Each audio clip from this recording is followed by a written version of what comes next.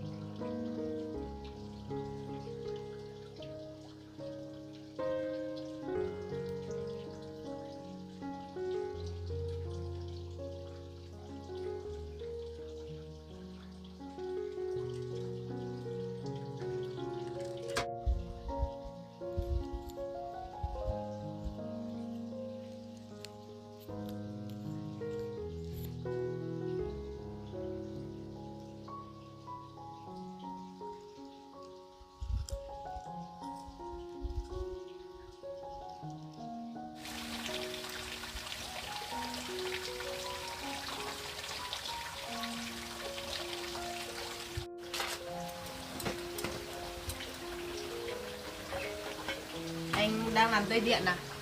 Đúng rồi em.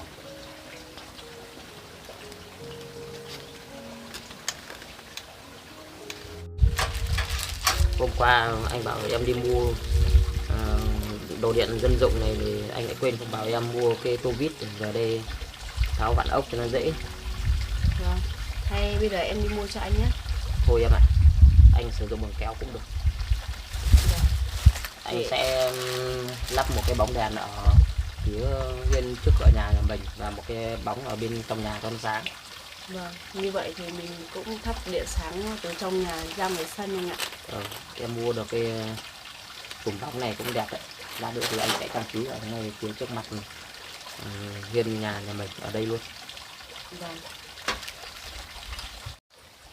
Ở dưới này, việc hôm qua mà bố gặp em nói với em rằng là để cho bố mẹ một mảnh đất thì ý của em thế nào? Em cũng đã nói với anh rồi mà. Em cũng dứt khoát là không đồng ý đâu ạ. Bởi vì nếu chúng ta mà để cho bố mẹ phần đất trên đó thì mẹ cũng vẫn có ý định bán đi mà. Nên nếu bố mẹ muốn về đó ở thì cũng không sao. Nhưng mẹ muốn sở hữu phần đất đó thì em nhất định không đồng ý đâu ạ. Cái này thì cũng phải từ cố định của vợ chồng mình. Hôm nay anh ở nhà lắp đường điện ở trong nhà như vậy, có cần em giúp gì không ạ? Thật ra điện nhà mình thì nó cũng không phức tạp cho lắm, nó cũng chỉ có lắp 2 bóng đèn với lại cái đèn trang trí này thôi, nên là tự anh cũng lắp được, em cũng không cần phải hỗ trợ đâu.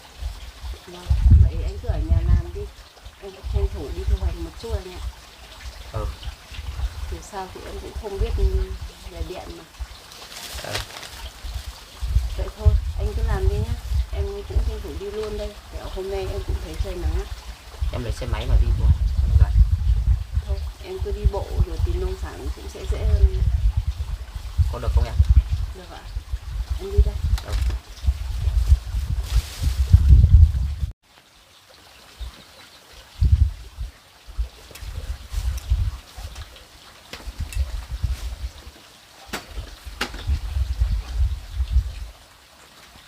Em đi thu hoạch đây. Anh lắp một cái bóng ở giữa này luôn nhé. Đó, anh lắp ở đấy đi, cho sáng cái phần bên nhà và sáng ra ngoài sân này mà. Em thu hoạch đây anh ạ.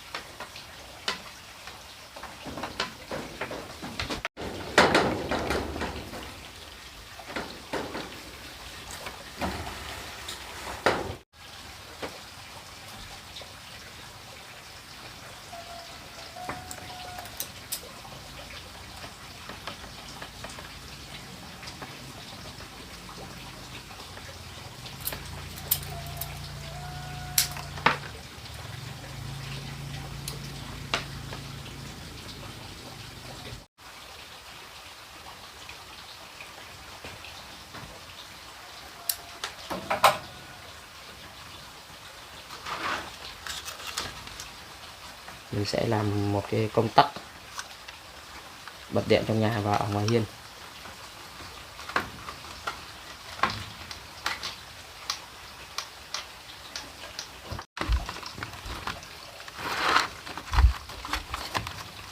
Có khi mình sẽ để cái bảng điện như thế này, mình ra vào thuận tiện, bật bóng sẽ hợp lý hơn.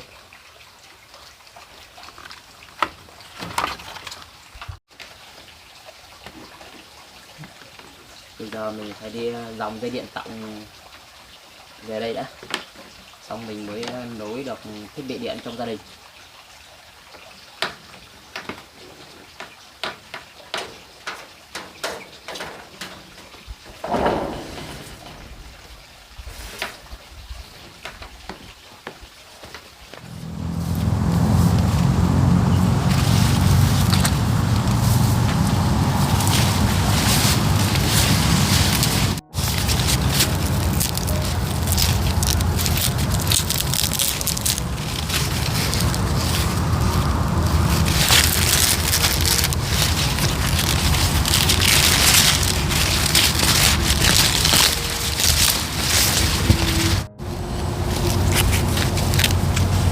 Bắp ngô này cũng rất là đều hạt.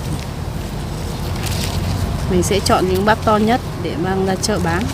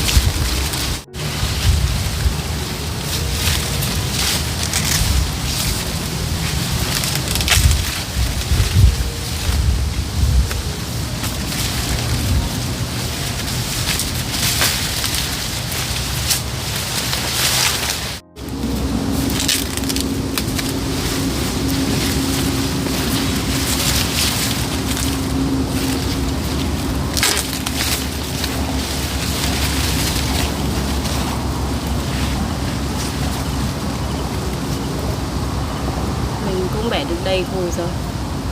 Bây giờ mình cứ mang ra chợ bán đã. Nếu mọi người thích mua, mình bán hết thì mình sẽ quay lại đây bẻ tiếp.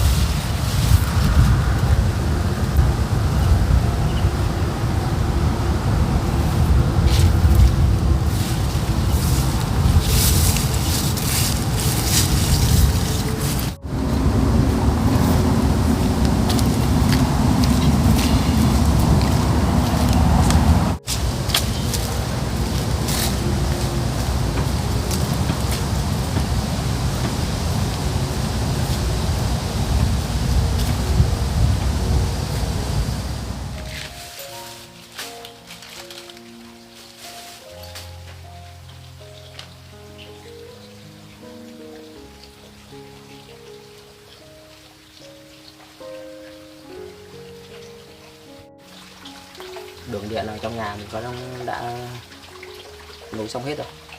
Bây giờ mình sẽ làm tiếp cái đường điện để làm cái đèn trang trí ở ngoài hiên. Rồi sau đó mình sẽ lên phía trên kia để sọc cầu dao để đưa điện về nhà.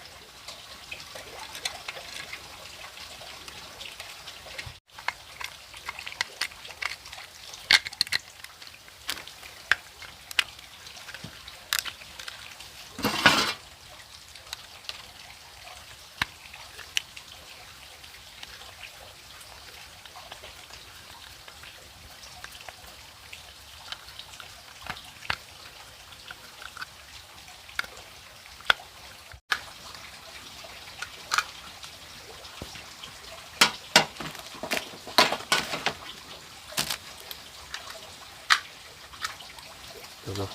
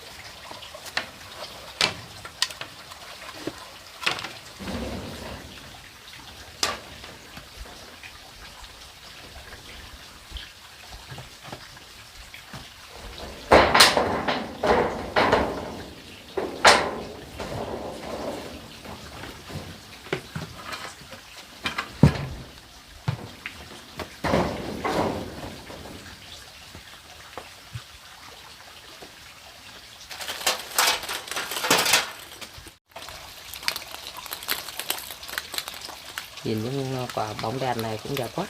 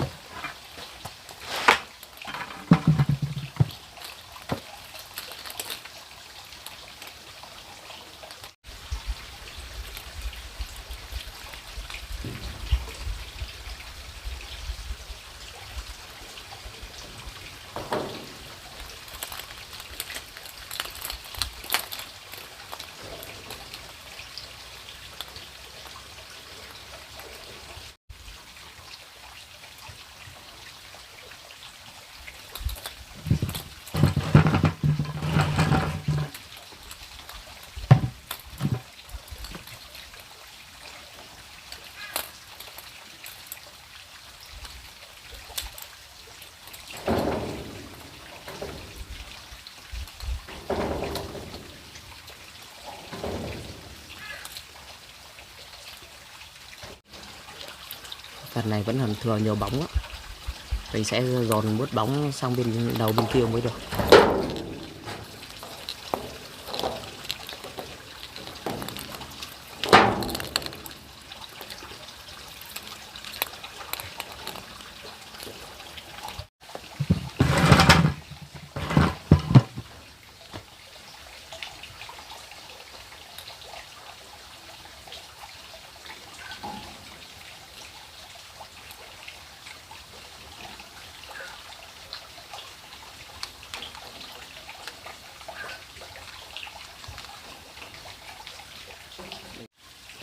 Mình thấy như thế này cũng được rồi đấy. Bây giờ mình sẽ đi dọn dẹp nó gọn gàng. Nếu mà Duy mà đi về thì cũng thích lắm đây.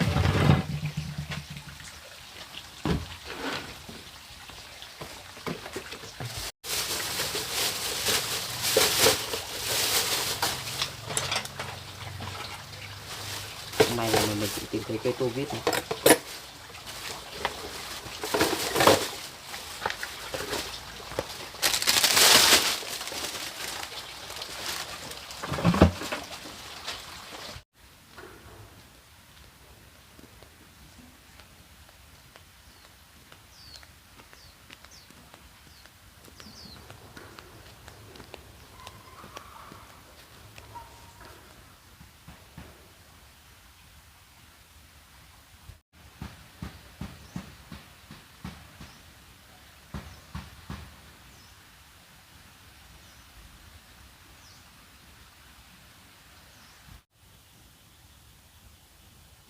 Nhìn cái miếng đất này cũng đẹp quá, mình cũng thích thật. Miếng đất này cũng được.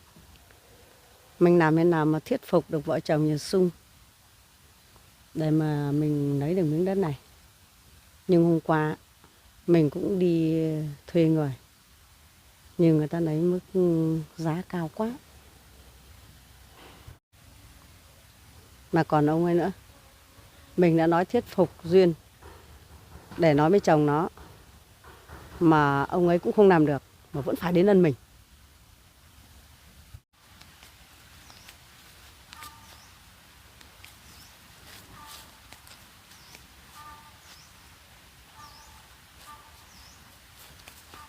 Miếng đất này cũng được đây. Nếu mà được miếng đất này, mình sẽ thuê mấy cuốc vào san phẳng, nó sẽ rộng, nó được giá. Nếu mà mình cứ để cái này thì là cũng không được. Thì mới rộng ra thì mình mới được tiền. Hôm qua ông ấy đã gặp con Duyên, đã nói bẻ nó để cho miếng đất, nó bảo nó không để cho, mà ông đã nản lòng, ông lại bỏ về, ông lại bảo từ nay ông lại không đến nhà nó nữa, không hiểu tại sao. Bảo ông ấy giúp mình, mà ông không làm được, hôm nay mình trực tiếp để mình gặp vợ chồng nhà Sung. Mình sẽ nói thẳng, nếu không có ông ấy giúp Duyên thì không bao giờ có như ngày hôm nay. Nếu mà mình chiếm được miếng đất này rồi mình sẽ bán đi để mình lấy tiền gửi cho cháu trai mình để nuôi dưỡng mình về già. Còn bảo ông ấy mà không nghe mình thì mình cũng không cần đất lắm. Bây giờ mình cũng phải đến gặp vợ chồng con Duyên để mình nói chuyện cho vợ chồng nó hiểu. Nếu như nó không nghe thì mình sẽ có cách giải quyết.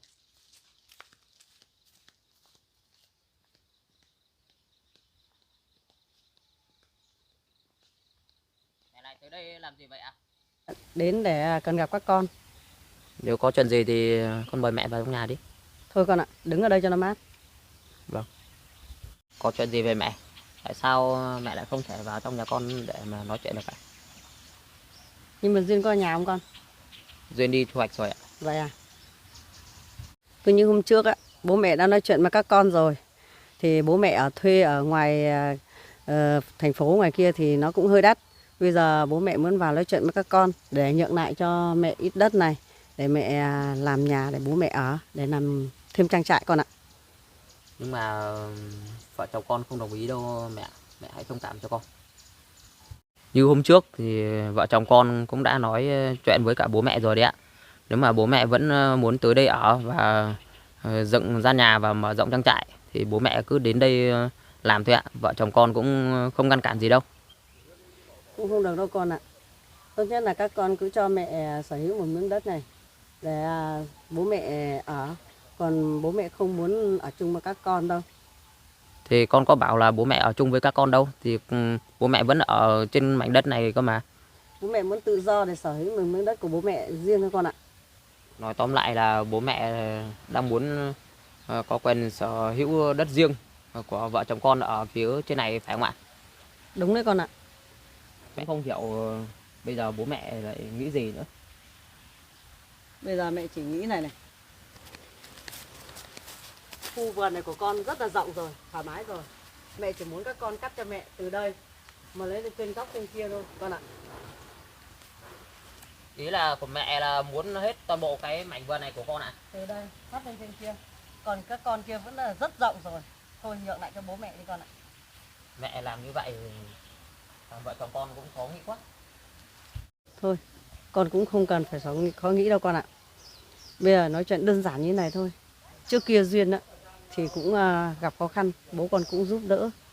Thế bây giờ bố mẹ cũng gặp khó khăn thì các con cũng giúp bố mẹ một chút con ạ. Việc bố con mà giúp đỡ Duyên thì vợ chồng con rất biết ơn vì điều này mẹ. Nhưng mà đừng vì chuyện đó mà bố mẹ lại bắt vợ chồng con trả ơn bố mẹ bằng cách này. Hôm nay mẹ nói ra điều này, con cũng cảm thấy rất thất vọng về bố mẹ. Không có gì để thất vọng con ạ. Có nợ thì có trả thôi. Giờ mẹ nói, tóm lại là con có nhượng lại miếng đất này cho mẹ ở không? Nếu mà bố mẹ mà vẫn quyết tâm để lấy lại cái mảnh đất này của con thì con cũng không đồng ý đâu. Nếu mà mẹ nói như vậy thì để con đợi Duyên đi thu hoạch về rồi con sẽ nói cho vợ con biết chuyện này đấy. Con nói cũng đúng thôi. Để con cũng chờ Duyên về để con nói cho Duyên hiểu để nhượng lại cho bố mẹ miếng đất này nhé.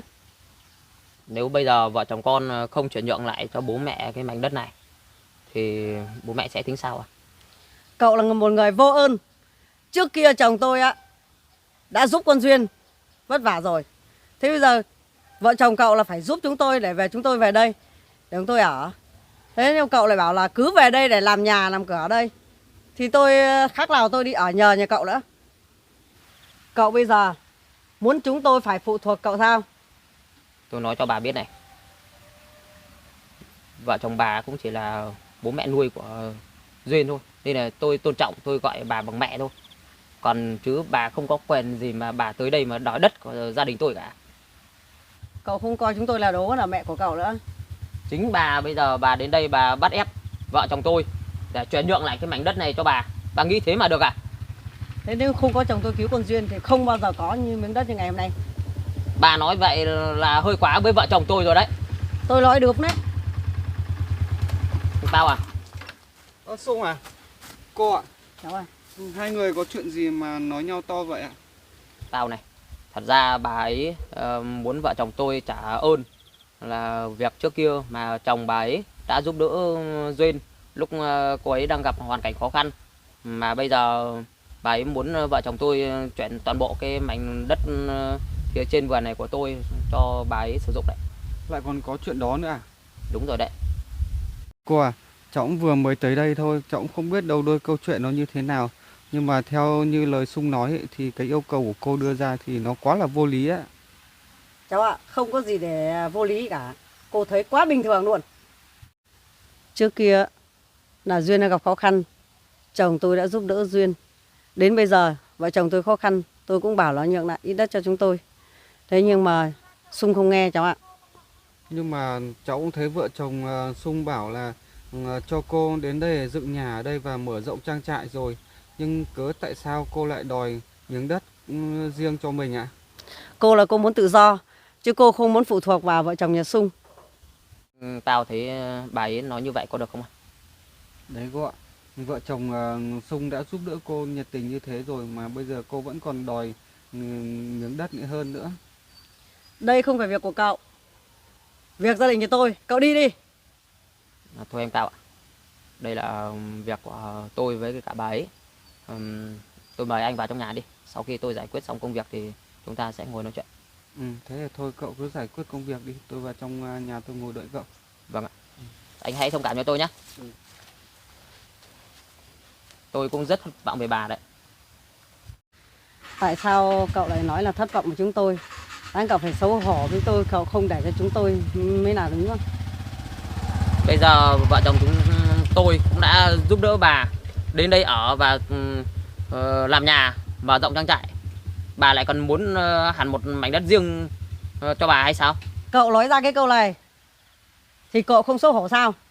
Được rồi, nếu mà bà vẫn muốn cái mảnh đất này của vợ chồng tôi thì bà cứ về nói với cả chồng của bà ấy, hãy tới đây gặp vợ chồng tôi thì chúng ta hãy nói chuyện một lần cho nó xong. Nếu mà chồng của bà vẫn có ý định như bà ấy thì để tôi còn biết.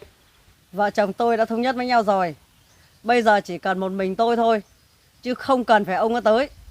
Được rồi, nếu bà mà nói như vậy tôi sẽ đợi vợ tôi về. Bà yên tâm đi. Được. Được rồi, tôi sẽ đi về. Tôi sẽ nói cho chồng tôi biết.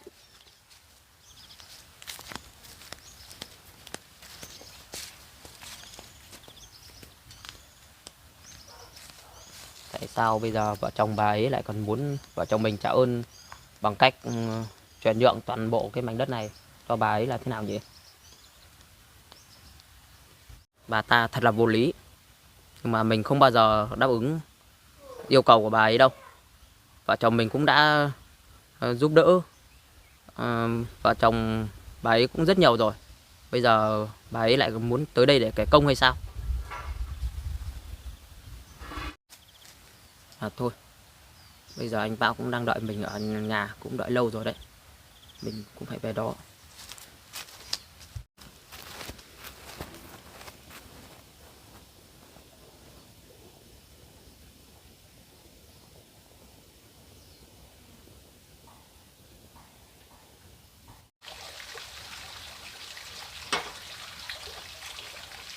Tại sao mẹ của Sung lại có những yêu cầu vô lý như vậy nhỉ?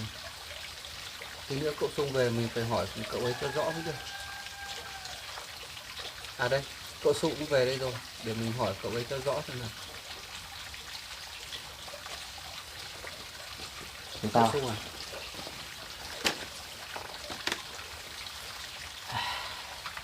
Mọi chuyện lúc nãy là như thế nào vậy?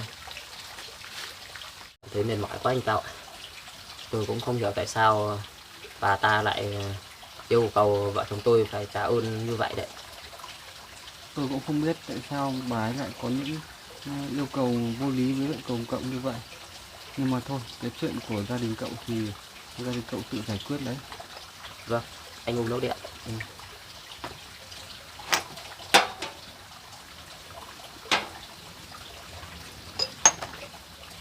Vợ cậu đi đâu rồi? Cậu cũng thấy cậu làm xong hết đường điện rồi đấy. Vâng anh ạ, tôi cũng vừa mới làm xong đường điện, rồi tôi lên phía vườn trên kia thì gặp mẹ tôi. Mà duyên thì cô ấy cũng vừa đi thôi, chắc lát nữa cô ấy mới vào được. Trong thời gian này thì tôi vẫn đang trong lúc chờ đợi việc làm ấy. Với lại là tôi cũng dỗi nên tôi đến đây xem cậu có việc gì không để tôi giúp cậu. Vâng. Với lại là để làm xong ngôi nhà này thì cậu còn đi tìm việc làm nữa. Tôi cũng cảm ơn anh rất nhiều. Thật ra thì ngôi nhà này của tôi cũng hoàn thành cũng tương đối rồi. Bây giờ cũng chỉ cần làm thêm phần nền của ngoài hiên này lên cao một chút nữa. Để khi trời mưa thì nước nó sẽ không chảy qua phần hiên nhà. Và tôi cũng muốn làm thêm một cái lối hành lang nhỏ ở bên ngoài để còn đi lại trên đấy để còn phơi phóng đồ anh ạ. Cậu làm xong ngôi nhà mới này rồi thì còn ngôi nhà cũ cậu sẽ để làm gì? Tôi cũng đang dự tính là sẽ dỡ bỏ một nửa ngôi nhà cũ đó đi để mà tôi nuôi gà. Còn lại thì cái phần bếp kia thì tôi cũng muốn chuyển phần bếp đấy về đằng sau nhà của tôi để là mình nấu nướng cho nó thuận tiện anh ạ. Tôi thấy như thế cũng hợp lý đấy. Vâng. Cậu chuyển bếp sang đấy thì hướng vào cái ao cá, nhưng mà cái ao cá thì cậu sẽ xử lý như thế nào? Chắc là tôi cũng phải lấp bỏ thôi thì tôi mới làm bếp được anh ạ. Rồi sau đó thì tôi cũng đang có dự tính là sẽ cắt bỏ hết cái vườn cây to này đi để mà lấy không gian rộng rãi để tôi trồng rau, để cho vợ tôi chăm sóc rau ở tại nhà và nuôi gà, chăn lợn và Cái vườn cây nhãn ngoài này á? đúng rồi anh Tâm. Ở xung quanh ở trong cái mảnh đất vườn này của tôi thôi, còn ở bên ngoài thì mình vẫn có cây nhãn để ăn. Thế cũng được đấy. Đó cũng chỉ là dự định của tôi thôi, nhưng mà tôi bây giờ thì cũng chưa làm được. Bây giờ tôi cũng phải là giải quyết một số việc ở trong gia đình nhà tôi nữa. Cậu cứ giải quyết hết công việc trong gia đình mình đi, xong rồi cậu làm cũng chưa muộn mà. Vâng. Với như hôm trước tôi nói với cậu rồi đấy, thì hôm trước tôi tình cờ nghe được câu chuyện giữa bố mẹ cậu nói với nhau ấy, thì cậu đi ra ngoài ấy, cậu phải cẩn thận đấy. Vâng, tôi cũng cảm ơn anh nhiều, nhưng mà với bà ấy thì cũng không làm gì được tôi đâu. Thế hiện giờ thì anh đã tìm được cái mảnh đất nào để mà mình mua chưa? Hôm qua thì tôi cũng đi tìm một số nơi rồi, cũng được một mảnh đất rất là đẹp, nhưng mà người ta giao bán cao quá nên tôi chưa mua được. Vâng. Tôi cũng đang có dự định thế này anh Cao ạ. Thật ra thì tôi thì không lo ngại gì với cả bà ta cả, nhưng mà tôi vẫn lo sợ là vợ tôi đi thu hoạch mà lỡ mà bà ta lại gây chuyện với vợ tôi cũng không hay. Có khi là ngôi nhà này tôi mới làm xong tôi cũng sẽ tìm người thuê căn nhà này mà tôi về ngôi nhà ở thị trấn của tôi để tôi nói với người thuê nhà, tôi không cho họ thuê nữa để tôi đón vợ tôi về đó ở để tránh gây sự rắc rối đến với gia đình tôi. Nếu mà như thế thì cậu cứ ra nhà ngoài sống một thời gian đi. Còn nếu ngôi nhà này cho thuê ấy, thì tôi cũng chưa mua được đất ấy, thì cậu có thể cho tôi thuê lại cũng được. Anh mà chuyển thuê đây ở ấy, thì tôi không lấy tiền đâu. Anh chỉ cần trông coi cái mảnh đất này giúp tôi là được rồi. Thế thì để tôi về tôi nói chuyện lại với Hiền đã, xem như thế nào tôi sẽ báo lại cho cậu biết. Vâng. Cái chuyện mà cậu muốn chuyển ra thị trấn ở ấy, thì Duyên có biết không? Thực ra thì Duyên vẫn chưa biết anh Pao ạ. Chính vì cái chuyện hôm nay xảy ra đối với gia đình tôi nên là tôi cũng muốn đưa vợ tôi về đó ở và tôi sẽ đón các con của tôi về hết đó ở cùng với cả tôi. Cũng được. Nếu mà hai vợ chồng cậu chuyển ra ngoài đấy thì nhà ở cửa trong ngoài cứ để tôi trông cho. Vâng. Vợ chồng tôi mà chuyển ra ở ngoài thị trấn, nếu anh ở đây với cả cô Hiền ấy, mà bà ấy mà biết được thì sẽ làm khó anh đấy. Cậu cứ yên tâm đi. Nếu bà ấy đến đây làm phiền tôi cũng đã có cách để giải quyết bà ấy rồi. Cách gì vậy anh Pao? Nếu bà đấy đến đây làm phiền tôi ấy, thì tôi sẽ nói thẳng với bà ấy là cậu đã chuyển giao thị trấn sống và ngôi nhà này với mảnh đất ở chỗ này đã bán lại cho tôi rồi, thì bà ấy sẽ không làm gì được tôi đâu. Vâng, anh nghĩ ra cách này cũng rất là hay. Tôi cũng cảm ơn anh nhiều. Thật ra bà ấy thì cũng không làm gì được gia đình tôi đâu. Nếu mà để tôi mà báo cáo đến chính quyền địa phương ấy, thì chắc chắn bà ấy sẽ bị bắt. Nhưng mà tôi vẫn nghĩ đến tình cảm gia đình tôi, nên là tôi không muốn làm chuyện nó to lên đâu anh Pao ạ. Tôi cũng nghĩ như cậu đấy. Vâng. Vậy thôi, cậu làm nốt những việc nhà cậu đi, còn bây giờ tôi bận, tôi phải đi về đây. Vâng, tôi cũng cảm ơn anh nhiều. Thế tôi đi về đây.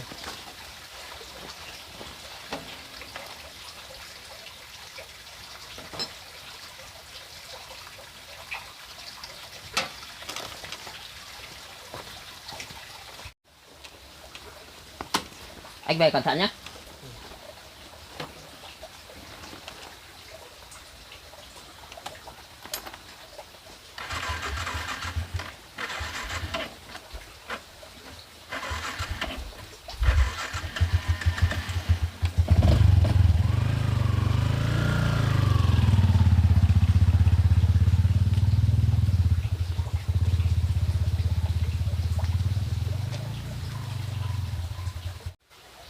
Có khi ngày mai mình phải ra ngôi nhà ở thị trấn của mình một chuyến.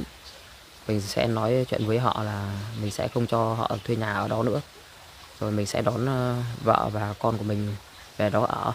Còn ngôi nhà này mình cũng mới làm xong và cũng vừa trang trí xong hết rồi. Thì cứ để cho anh Pao anh ấy tới đây ở một thời gian cũng được. Mình thấy cũng như vậy cũng rất là hợp lý.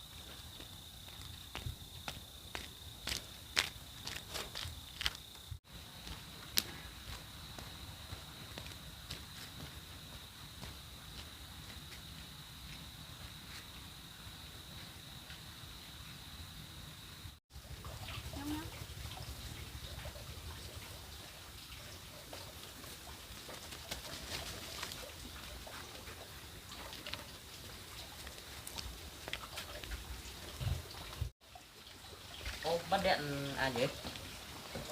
Anh Trung à? Dạ. Anh làm xong chỗ bóng điện này rồi sao? Anh cũng làm xong hết rồi, nhưng mà hiện tại nhà mình đang mất điện, nên không có điện. Vậy à anh? Em hôm nay có bán hết hàng không? Hôm nay em thu hoạch cũng bán hết được anh ạ. Đang cất cho.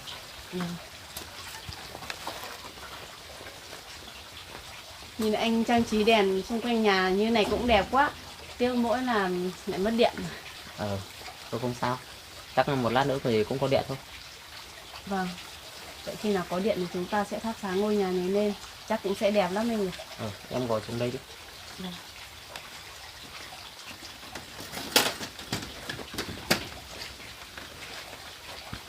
Ngôi nhà này thì anh cũng làm cũng gần hoàn thiện hết rồi em ạ. Bây giờ chỉ còn san phần nền ở ngoài hiên lên cao nữa là được thôi. Vâng. Nhưng mà anh đang có dự định là anh sẽ đón em và các con ra ngoài thị trấn ở. Chúng ta không ở đây nữa. Ngôi nhà này thì anh sẽ cho thuê. Sao vậy anh? Sáng nay mẹ của em cũng tới đây làm phiền vợ chồng mình tiếp đấy em ạ. Thì anh mới có quyết định là đưa em và các con về thị trấn để ở. Chúng ta sẽ không ở đây nữa. Thằng ngôi nhà này anh sẽ để cho anh Pao ở.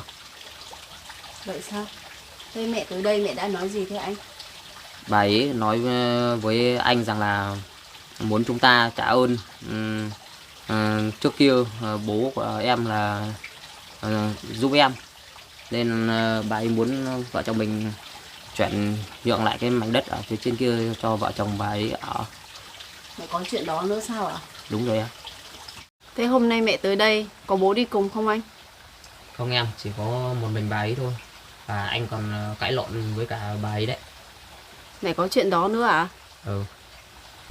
Thế anh và mẹ đã to tiếng với nhau chuyện gì vậy?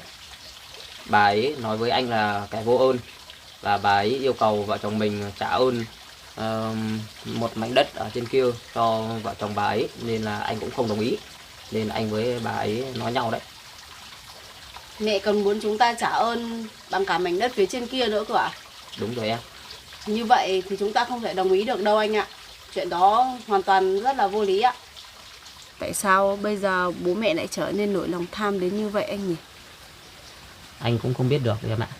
Mà thôi em ạ. Anh vẫn quyết định là ngày mai anh sẽ tới ngôi nhà thị trấn mà anh cho thuê, thì anh sẽ bảo họ là không thuê ở đó nữa. Anh sẽ đón em về đó ở. Còn mảnh đất này anh sẽ để cho anh Tao ở.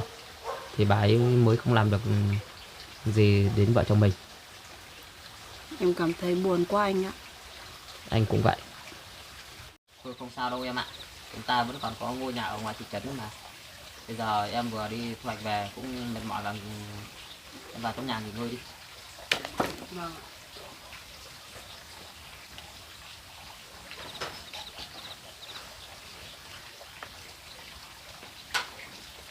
Trời ơi, hôm nay mất điện chán quá.